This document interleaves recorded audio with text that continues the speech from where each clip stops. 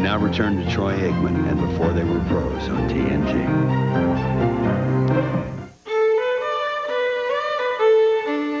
Twilight falls gently on the Oklahoma plains. This is where the interstate stops and Main Street becomes a dirt road. This is Henryetta, population 6,000. Home to two famous Cowboys, one a bronc rider, the other a quarterback. It obviously, makes me feel very good that somebody, in your hometown thinks enough of you that they want to do something like that. For a guy who moved into Henryetta in 8th grade and wasn't born there and didn't live there relatively all that long, to be accepted like I was there in Henryetta is really remarkable. Troy Aikman's story begins in Cerritos, California, where he was the youngest of 3 children. Troy and his sisters loved the sun. They loved the life, and they never wanted to live anywhere else. Tammy, being the middle sister, was probably in the same boat as myself, and that's because Terry was just, she was kind of a ham, and she wanted all the attention. And if I think there's footage of her continuously, pushing everyone out of the way and getting her, silly face in the middle of the camera. And so it wasn't by choice that we became quiet and shy. It was more just, probably out of her necessity to be in the spotlight. Yeah, we did what most kids do. We just, as kids, we just wrestled around and did a lot of fighting, and I beat them up. Well, I think she got all the attention she needed when she was little, so she got past that stage. Yeah, those wonderful old shots. We were really into sports, and I just enjoyed the lifestyle. We played sports year-round. I was able to ride my bike to the park. I had kids my age, guys that I played ball with, whether it be football or baseball or basketball, and that's the thing that I enjoyed most as a child growing up there in California. Oh, we were always close. We always played together, played outside together. He always wanted to go outside and play catch. He would just bug you and say, "Play catch with me, please." And so we'd just play burnout, and we'd just throw as hard at each other as we could with his tennis ball, and he could do that for hours. I came from a very athletic family, even though neither one of my parents played sports. I got a nice blend, I think, of my father and my mother. He used to always tell me that through hard work, you can accomplish anything that you want to, and he certainly worked hard. I've said it many times, probably pound for pound, the toughest man I've ever known. On the one hand, where my father is as tough an individual as I've known, my mother is probably as nice a person as I've ever known. A lot of the people I've seen where the fathers are there, they get the kid, and that's all they talk about all the way home is, why did you do this? Why was this done? What was the coach thinking? And they carry it on. We never did that. I mean, when the game was over, we got in the car and talked about getting a pizza or something, and the game was over with. Troy never wanted the game to be over, so he signed up with the Cerritos Suburban Hornets, where coaches like Rod Davis taught fundamentals and provided the young quarterback with attention and protection.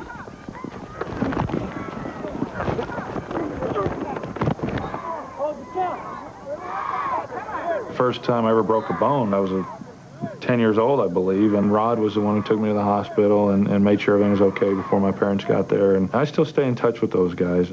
When I first saw him, he was 8 years old. We kind of knew at that time even that he was that good. Yeah. Oh, I knew he was that good. A 9-year-old, you could throw the ball 30 yards without... Shoot. He's still got the same release. He still has, what I like is when he goes back to throw the ball, he still has that little hop. He does. I mean, he did that when he was little.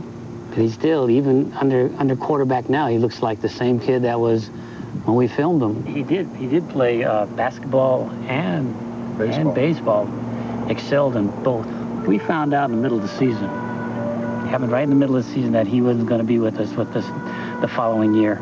My biggest disappointment was that we weren't going to get to see him play high school football. That's it. He really had a hard time going. He didn't want to leave California. We were real upset, and we wanted to keep him. We offered to, have him stay with us at our house, and many people offered. We asked, the mother if he could stay. Oh, no.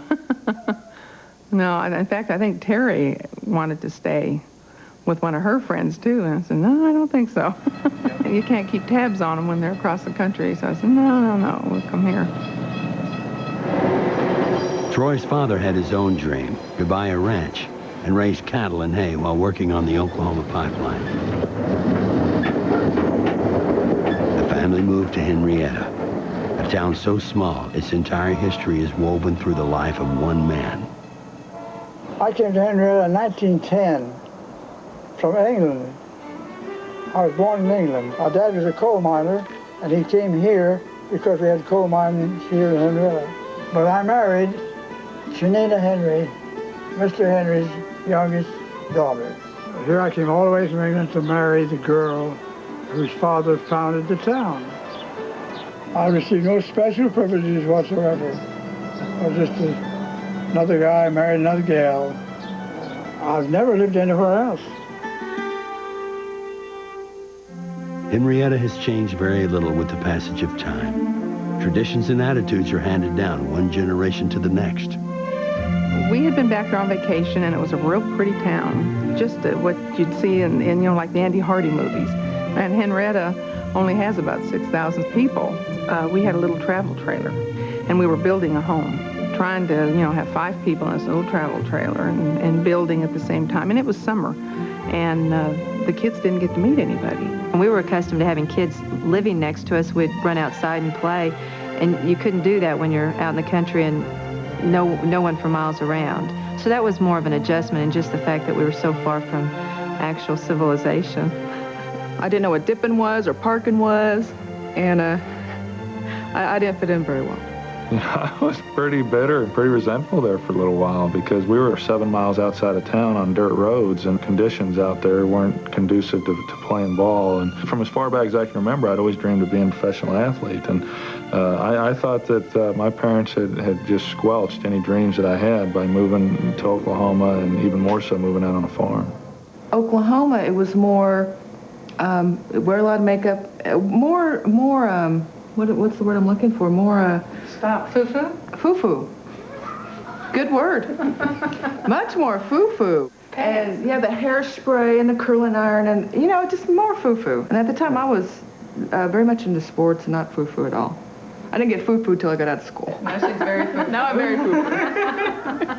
A lot of the boys were calling, saying there was this new guy and he was a really good ball player and he was a really nice guy, but he was cute. So the girls liked him right away. It was probably the first day of school when I saw him going down the hall. He kind of made a statement, new guy in town, and being from a small town, you notice the new people that come to school. So I thought he looked like a really nice guy and somebody I'd want to get to know. He started dating my daughter, and when he was a freshman in high school, I've told Troy he ate $125,000 worth of steaks at my house, so he owes me. I credit myself with putting about the last 7 inches on him and about the last 100 pounds. The new kid in town finally felt at home on the practice field at Henryetta High School. You know, it seemed like I'd known my classmates. It seemed like I'd known them my whole life. It didn't take long at all for me to make the adjustment once class started and once I got back into athletics. He was very tall, and he was going out with a very short little girl, and it was like Mutt and Jeff. When we would have conversations, he'd let me know a little bit more of his inner feelings, where he really hid that from a lot of people. And I think that he shared with me more of his emotions and feelings about things. I always knew that Troy would accomplish whatever he set out to do. He just had that drive about him. I just always knew he would be successful, and I always told him that. Troy was a star for all seasons. Henrietta's own version of the natural. Attaboy, Troy! He played all sports at his best. He swung a good bat. He hit a few out of here. He was against a good ball club from here, Seminole, and he struck out the first 13 hitters he faced. He had a good, natural, quick overhand release of the ball, whether he was throwing a baseball, basketball, or what. And we were screaming at a school named Savannah, and they had a big old kid that was a senior that was real tough, and he was taking it to old Troy pretty good. And so we had a little talk, and I questioned his manhood, and he went out and whooped him a senior that day and never looked back. When the game was close, he seemed to have another gear he could kick back up into. I think greatness just surrounded him, everything that he did. He won the state championship in typing our senior year. Troy, you rule. Bucko 5. See you later. Back up. Troy was a big man in town, but back at the ranch, he was just Ken Aikman's boy with work to be done. I guess that's the good thing about having a dad that's just really strict. You know, you don't cross that line. Fear of God. Fear of Dad. First time I saw Troy's dad, he's a tall, lean, rangy kind of build, and he had a cowboy hat on and a mustache, and I immediately thought of the Marlboro Man. Just a rough, straight-shooting kind of guy, and he, I guess, was a workaholic, and he made Troy a workaholic too. And you know, that was just a way of life. It was what was expected, and that I would be hauling hay all day long, and then get done just in time to go make the baseball game, and get home about 11 o'clock at night, and be right back out in the fields hauling hay with him, and you know, until 3, 4 in the morning. It was through that discipline, I think, that gave me the discipline as an athlete. That discipline was tested playing for the Henryetta Hens. Number 10 was a skinny drop-back passer stuck in an offense from the past. You know, who runs wing T? You know, we ran it. We ran it in Henryetta, and you know, every now and then we'd drop back and throw it, and wing T, I think he's still running that wing T. They were so small. The guys were so small. Yeah, I was bigger than the lineman. I was bigger than my offensive lineman. The linemen were weighing about 145, 150 pounds. And I still kid him to this day about it, the lookout block. Remember that, don't you? Look out. Say, Troy, look out, here they come. He claims that he's the one who developed my quick release because I had no choice, because I had to get back there and get rid of the football. We were marching down the field, and Troy got mad. Of course, I'd get mad, too, if I got dumped every time I went back. But he threw the ball down and got a 15-yard penalty. And I yanked him out of the game, and I grabbed him. I said, Troy, you got to be a leader. You can't do that. I said, if you don't like it, you can get out of here. He said, no, sir, I want to play football. And I said, that was kind of stupid on my part, wasn't it? You know, best player I ever seen, yeah, it was kind of stupid. We were 0-8. We were wondering if we were going to win. We won the last 2 games and made the playoffs for the first time in 30 years. 2-8 going to state was our motto, and we thought we thought we were peaking at just the right time. They always had the fans there, no matter whether they won or lost. It was a social event. Well, there was a gal who got named queen, and the guy who was the king or whatever, you know, really liked this girl, and so here's was this big chance, and then it just got a little bit out of control, and I don't know if they ever did put legislation on that thing or not, and just say, hey, let's calm this thing down somewhat. I just really had fun playing, and I think that's why I was maybe able to excel in high school, was because I just really enjoyed playing. You know, so many kids today don't get that chance to just have fun playing today. That's when they found out that Troy Aikman could throw. That's when they found out that he could zip it and make it stick. Watching Troy play was the most fun Jack Gibson had in 6 decades on the sidelines as the Hens PA announcer.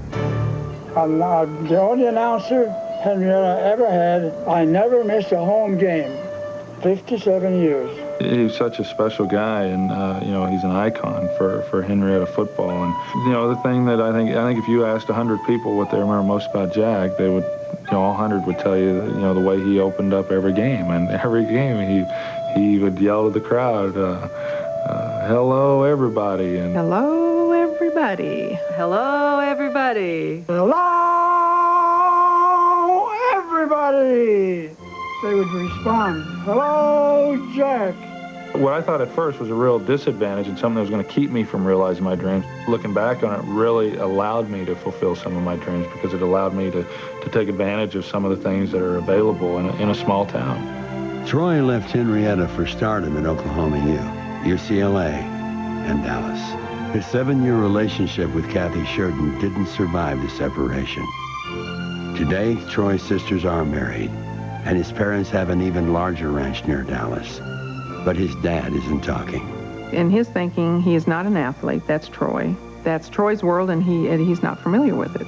Anybody that wants to talk to him is talking to him because of Troy, which he knows nothing about. They're not talking to him about what his cows are doing or how his hay is growing. And so if they want to talk about his cows and his hay, and that's fine. But if they want to talk about Troy's area, then that's Troy's area. And he just does not feel like he wants to get involved in that. Downtown Henryetta seems pretty much the same, but the legend of Troy continues to grow. The Troy Aikman Fitness Center gets a fresh coat of paint each summer. And at the local McDonald's, you can visit the Troy Aikman Museum. What we've done here is try to display the memorabilia that we have from him during the different time periods in his life. Starting out with Pee Wee football when he was in California before he moved here, and then during his high school days here. All the jerseys we have are authentic jerseys that he actually wore. Of course, the story behind the Super Bowl tickets here, it was in the championship game that he was knocked out, and then they asked him, where the Super Bowl was going to be, and he said Henryetta.